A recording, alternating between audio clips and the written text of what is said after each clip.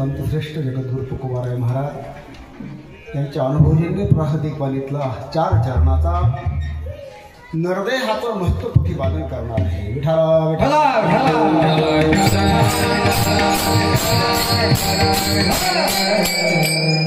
एका नरदेहाला चिमुकला आलेला देव आणि त्याचा हा अलौकिक अभिष्ट चिंतन सोहळा वाढदिवस बड्डे. हो, मला वाटतं रायबाचं मनोगत या अभंगात आहे बघा. धन्याभी जन्मालो. हो, आम्ही धन्य आहोत एका वारकऱ्याच्या वंशात जन्माला.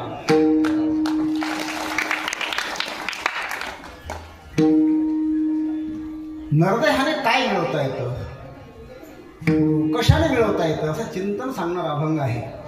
खूप वेळ झाली कीर्तन प्रारंभ व्हायला, पण मी कीर्तन 2 तास मात्र पूर्ण करेल. कारण काय दक्षिणा तगडी आहे, हळदोरा मिळून गेले ते, त्यामुळे कीर्तन कमी कसं करता येईल.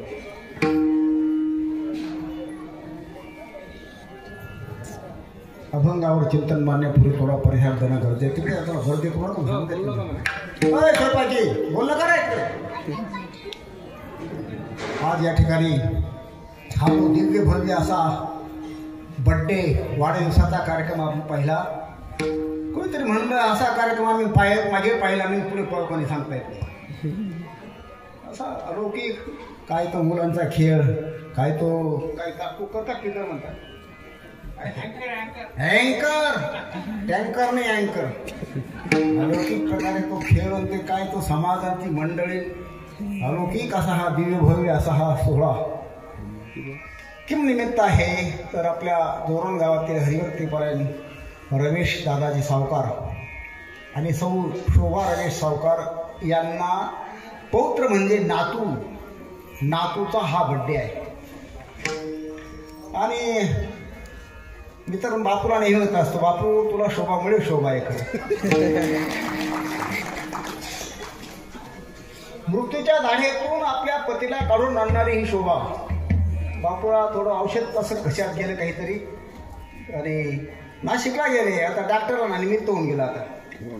आणि त्यावेळेला कोरोना काळ होता. डॉक्टरांनी कपडे देऊन बापूला कोरोना म्हणून ॲडमिट करायची तयारी आणि हे सगळं शोभाने पाहिलं. तेव्हा शोभाने असा झाशीच्या राणीसारखा वीरश्री आवेश घेतला. थोडा आम्ही घरी येऊन चालले माझ्या घराला. जर असा आवेश तेव्हा शोभाने घेतला नसतं तर आधी शोभाच पाहायला मिळेल.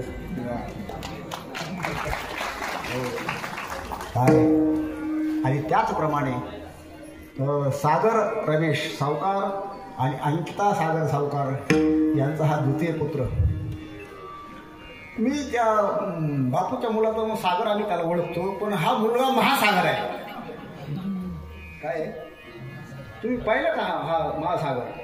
इतक्या लोकांनी पूजा केली पण रडला का तू? मी त्याला 6 महिन्यापूर्वी पाहिलं. इतका शांत, खरंच तो महासागर आहे. इतका शांत मुलगा मी पाहिलाच नाही. मी तर असं म्हणत असतो की मुलाचा बड्डे 5 वर्षांनी करावा. कारण मुलं रडतात, त्याला कुंकू लावतात, बाया पैसे देतात, त्याला पैशाची काय किंमत आहे? 12 महिन्याची फेकून देतात म्हणून 5. पण हा इतका छोटा असून सुद्धा इतका सुद्धा रडला नाही अजिबात. गाडीवर बसला. हा महासागर आहे. त्याचं नाव रायबा आहे.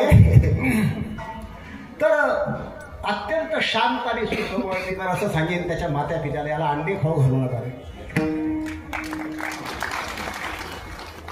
हा फार मोठा होणार आहे. तुम्हाला असं वाटतं अंडे खाऊ घातलं म्हणजे मुलगा बुद्धिवान होतो का? भारताचा पंतप्रधान अंडे खातो का? अंडे खातो. जगात बुद्धिवान, जगात वक्ता तो मोदी साहेब आहे. अंडे नाही खात. बरं, तुमची भ्रष्ट कल्पना आहे म्हणून मुलांना भ्रष्ट करू नका. त्याच्या माता पित्यांना माझी विनंती आहे. विठाला विठाला.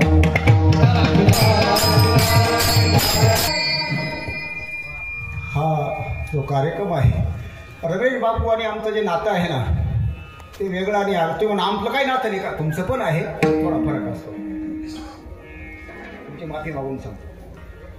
जसं एखाद्या माणसाला विचार तुम्हाला कोणत्या भाज्या आवडतात, तुम्ही सगळं दाखवून चालते, सगळ्यात चालतात. पण तुम्ही त्याच्या पुढे मेथीची भाजी, बटाट्याची भाजी, कारल्याची भाजी ठेवली, चालते त्याला याच्यातून एकच घे. तो कोणती घेईल बरं? त्याला जी आवडते तेच घेईल की. हो, तसं इथं तर तरतम भाव आहे. सगळेच मला प्रिय आहे, पण रमू अप्रिय आहे. प्रत्येक सुखदुःखात संकटात मला सल्ला देणारा माणूस आहे, व्यवहारातला सल्ला देणारा आणि परमार्थातला सल्ला माझ्याकडून घेणार. आणि सांगू तुम्हाला, शास्त्र पण आहे बरं का. भुंक्ते भोजेते चैव षडेधा प्रतिलक्षणं ददाति प्रतिगृह्णाति गुह्यमाख्याति पृच्छति. देतो घेतो, गुह्य पुसतो, गुह्य सांगतो, अशी 6 कारणं प्रीती वाढवण्याची आहे. संसारातला सल्ला बापू मला सांगतात, नाना तुम्हाला इथं जावं लागेल बरं, तुम्ही असं बोलू नका बरं, सारखं मला सांग, तो चुका असतो. कारण व्यवहार त्याला जास्त करतो माझ्यापेक्षा. आणि सांगू तुम्हाला, परमार्थ क्षेत्रात माझं सल्ल्यानेच काम करणार आहे. आता सहज बापू एक दिवशी मला बोलले की नाना आपल्या रायबाचा वाढदिवस करायचा आहे. म्हटलं बापू, वाढदिवस हा तारखेप्रमाणे करायचा नाही, हा तिथीप्रमाणे करायचा असतो. फक्त सहज बोलून गेलो. बापूंनी हे शब्द कसे तसेच पाळले. बापूंना कदाचित विरोध झाला असेल घरात तो नातेवाईकांचा, कारण सगळीकडे तारखेप्रमाणेच वाढदिवस करायची प्रथा पडली. तारखेप्रमाणे वाढदिवस का करू नये, त्याचं कारण तुम्हाला सांगतो. आपण हिंदू आहात का? कोणा हिंदू धर्मामध्ये प्रत्येक सण, प्रत्येक विषय सगळा तिथीवर अवलंबून आहे. रामनवमी काय, कृष्णाष्टमी, नृसिंह जयंती, वामन जयंती, सगळ्या तिथी आहेत. हो, तिथीशिवाय कोणताही सत्पुरुषाचा जन्म किंवा हे तिथीशिवाय होत नाही. तुम्ही प्रत्येक आपला सण घ्या. बलिप्रतिपदा कशावर आहे? तिथी आहे.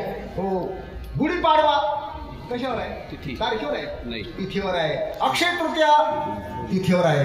पोळा कशावर आहे? बैल पोळा अमावस्येला तिथीवर आहे. त्याप्रमाणे धन त्रयोदशी तिथीवर आहे. लक्ष्मीपूजन तिथीवर आहे. भाऊबीज तिथीवर आहे. बलिप्रतिपदा तिथीवर आहे. होळी पौर्णिमा कशावर आहे?